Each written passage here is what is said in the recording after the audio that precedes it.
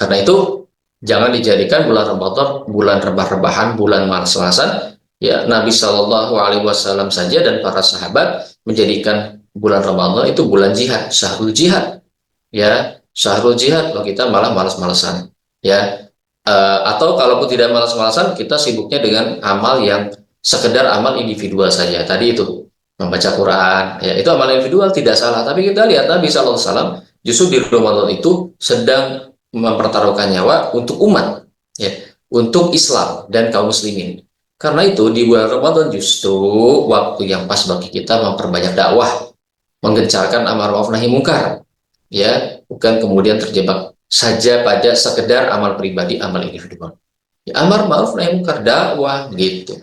Ya, jihad secara pemikiran yaitu berjihad dengan Al-Qur'an, ya, yaitu membantah pemikiran-pemikiran kufur, gitu kan.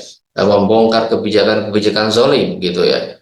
Ustaz, saya nggak berani bicara politik di bulan Ramadan. Kenapa? Takut batal puasanya. Loh, kenapa takut batal puasa?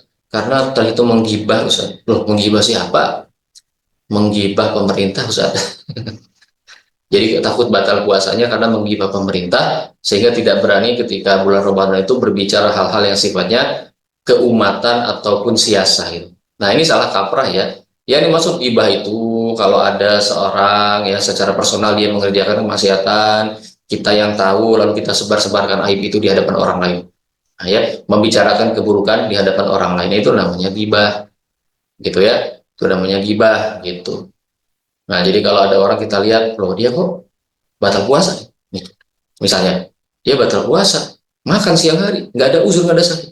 Lalu kita sebar-sebar ke orang lain, kita bicarakan ke orang lain, oh orang itu batal puasa tuh, wah itu namanya gibah gitu ya.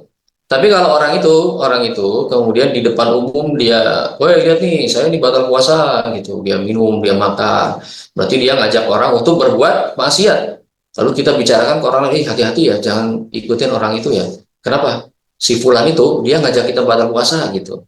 Masa dia di depan orang-orang dia minum, dia makan, ya siang hari loh, di bulan Ramadan. Wah, dengan bangga dia bilang, ayo kita batal puasa aja, gitu ya.